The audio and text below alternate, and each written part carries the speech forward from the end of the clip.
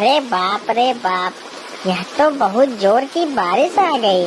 अब तो खेत में काम भी नहीं कर पाऊंगा, लेकिन कुछ देर प्रतीक्षा कर लेता हूँ। हो सकता है यह बारिश थम जाए। इस प्रकार वह किसान काफी देर तक बारिश के थमने की प्रतीक्षा करता है। मुझे नहीं लगता कि अब यह बारिश रुकेगी। मुझे जल्दी से अपने घर चले जाना चाहिए, नहीं तो मैं बीमार पड़ जाऊंगा। फिर वह किसान बारिश में ही वहाँ से अपने घर की ओर निकल पड़ता है।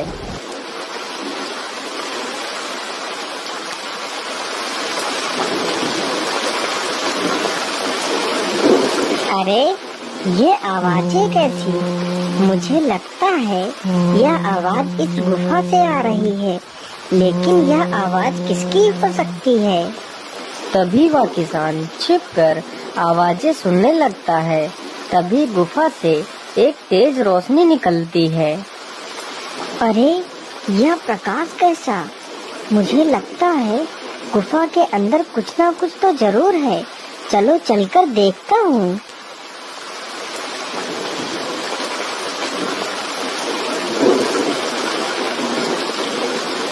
फिर वह गुफा के अंदर जाता है और देखता है कि एक साधु एक शिला पर बैठकर अपनी तपस्या में लीन है। अरे यह तो एक साधु है, परंतु इस साधु के अंदर तो कितना तेज है। तभी उस साधु की आँख खुल जाती है। कौन हो तुम और इस गुफा में क्यों आए हो? बाबा, मैं एक किसान हूँ और मैं अपने खेत में काम कर रहा था। तभी भारी वर्षा होने के कारण मैं यहीं से गुजर रहा था, तो मुझे इस गुफा से कुछ आवाजें सुनाई दी। तो मैं इस गुफा में यह देखने आया था कि आखिर इस गुफा में कौन है। लेकिन बेटा, तुम्हें इस गुफा में नहीं आना चाहिए था। यह गुफा बहुत ही खतरनाक है। चले जाओ यहाँ से। ठीक है बाबा, मैं यहाँ से चला जाता हूँ।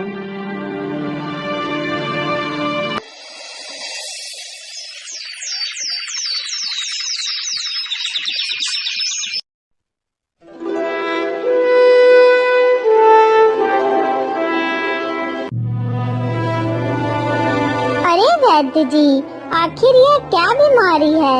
महाराज को 2 महीना हो गया है इस बीमारी से ग्रसित हुए, परंतु आप लोग इन्हें स्वस्थ नहीं कर पा रहे हैं। क्या करें महारानी जी, हम तो अपनी पूरी कोशिश कर रहे हैं कि महाराज जल्द से जल्द स्वस्थ हो जाएं, परंतु महारानी जी यह बीमारी कोई नई है। इसका इलाज मैं सही ढंग से नहीं कर पा रहा हूँ। अरे वैद्य जी, तो इस बीमारी का आपके पास कोई इलाज नहीं है, तो आपका मतलब है कि अब महाराज कभी ठीक नहीं हो पाएंगे।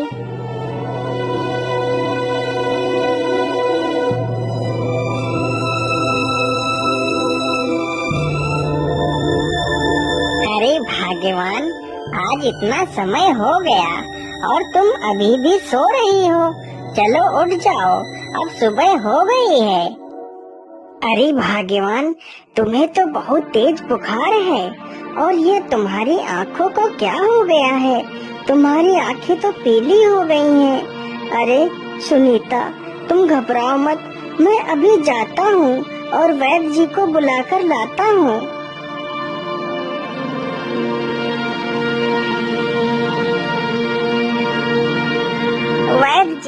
वैद्य जी जल्दी चलिए, हमारी पत्नी को पता नहीं क्या हो गया है, उसे बहुत जोर का बुखार हो गया है। अरे ये क्या? या तो वही बीमारी है जो राजा को हुई है। क्या हुआ वैद्य जी? आप कुछ बोल क्यों नहीं रहे? क्या हुआ है मेरी पत्नी को? कुछ तो बताइए वैद्य जी। अरे महेश, तुम्हारी पत्नी को बहुत ही गंभीर बीमारी हुई है। इसका इलाज मेरे पास नहीं है। जो बीमारी तुम्हारी पत्नी को हुई है, यही बीमारी हमारे राज्य के राजा को भी हो गई है, लेकिन मैं उनका इलाज नहीं कर पा रहा हूँ। अब तो भगवान से ही प्रार्थना करो कि वह सब कुछ ठीक करें। हे भगवान, ये कैसी बीमारी दे दी है मेरी पत्नी को, जिसका कोई इलाज ही नहीं है। भगवान मेरी मदद करो, मेरी पत्नी की रक्षा करो। मैं क्या करूं, किसके पास जाऊं, किससे सहायता मांगूं, मेरी पत्नी ठीक हो जाए। हे भगवान, मैं ऐसा करता हूँ, उन्हीं गुफा वाले बाबा के पास जाता हूँ और उन्हीं से मदद मांगता हूँ। बाबा मेरी मदद करो, बाबा आंखें खोलो, बाबा मेरी मदद करो। क्या हुआ बेटा, तुम इतना परेशान क्यों हो, क्या बात है? बाबा मेरी सहायता करो, बाबा मेरी पत्नी को बचा लो बाबा। लेकिन बेटा क्या हुआ है तुम्हारी पत्नी को? बाबा मेरी पत्नी एक बहुत ही गंभीर बीमारी से ग्रसित हो गई है, जिस बीमारी का वैद्य के पास भी कोई इलाज नहीं है। बाबा अब आप ही मेरी मदद कर सकते हो। फिर साधु अपना ध्यान लगाकर देखता है। अरे बेटा, यह कोई साधारण बीमारी नहीं है, यह तो एक महामारी है जो धीरे धीरे पूरे राज्य के लोगों को ग्रसित कर देगी, जिससे पूरे राज्य का विनाश हो जाएगा। लेकिन बाबा क्या इस बीमारी को रोकने का कोई उपाय नहीं है? बेटा इस बीमारी को रोका जा सकता है, लेकिन इसका उपाय बहुत ही कठिन तथा दुर्लभ है। बाबा बस आप मुझे वह उपाय बता दीजिए, मैं अपनी पत्नी को बचाने के लिए कुछ भी कर सकता हूँ। तो सुनो बेटा, यहाँ से 100 कोस दूर एक त्रिकाल वन है, जिस वन में एक जादुई पेड़ है। यदि उस पेड़ का फल मिल जाए तो तुम्हारी पत्नी की जान बचाई जा सकती है, परंतु ध्यान रहे ये फल रात्रि में ही निकलता है, और जैसे ही यह फल निकलता है तो परियां इसे तोड़कर ले जाती हैं। यदि वह परियां अपनी इच्छा अनुसार तुम्हें यह फल दे देती हैं, तो तुम्हारी पत्नी की जान बचाई जा सकती है। फिर महेश वहाँ से फल की तलाश में निकल पड़ता है।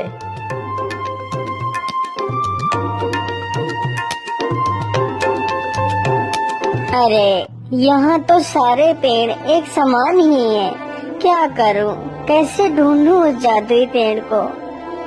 उसे जंगल में घूमते घूमते शाम हो जाती है, परंतु जादुई पेड़ कहीं नहीं मिलता। अरे वह जादुई पेड़ ढूंढते ढूंढते मुझे शाम हो गई है। अब यदि मैं जंगल में घूमता रहा तो मुझे जंगली जानवर नुकसान पहुंचा सकते हैं, इसलिए मुझे किसी न किसी पेड़ पर चढ़कर बैठ जाना चाहिए। फिर महेश एक पेड़ पर चढ़कर बैठ जाता है। अरे ये प्रकाश कैसा? मुझे लगता है कि वह जादुई पेड़ यही है। चलो इसके पास चलता हूँ। जैसे ही महेश जादुई वृक्ष के पास जाता है, तभी वह जादुई फल निकल आता है। तभी वहाँ पर 2 परियां आ जाती हैं और फल को तोड़ लेती हैं। अरे परी देवी, मेरी सहायता करो, मेरी मदद करो परी देवी। कौन हो तुम और इस समय तुम इस डरावने जंगल में क्या कर रही हो? हे परी देवी, मैं यह जादुई फल लेने आया था। मेरी पत्नी एक बहुत ही गंभीर बीमारी से पीड़ित है, उसे इस फल की आवश्यकता है। कृपया यह फल मुझे दे दीजिए परी देवी। ठीक है, हम तुम्हें यह फल दे देंगे, लेकिन यदि तुम मेरी 2 पहेलियों का सही उत्तर दोगे, तभी हम तुम्हें ये फल दे सकती हैं। ठीक है परी देवी, मैं आपकी सारी पहेलियों का जवाब देने के लिए तैयार हूँ। पूछिए परी देवी। तो सुनो मेरी पहली पहेली, वह क्या है जो कोयले से भी काला है? महेश कुछ देर तक सोचता है। हे परी देवी, कोयले से ज्यादा काला कलंक होता है।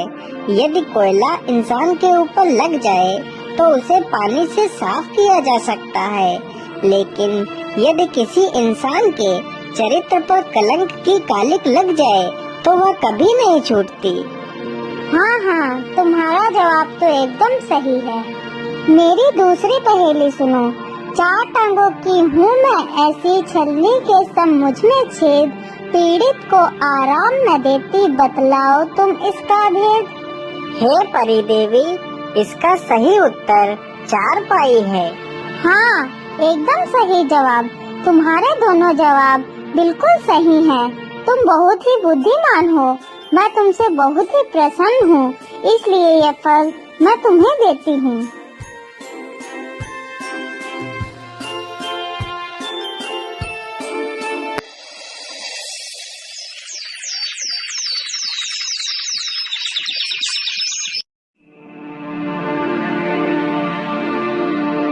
अरे भाग्यवान, तुम बिल्कुल भी मत घबराओ। तुम इस फल को खा लो, तुम बिल्कुल ठीक हो जाओगी।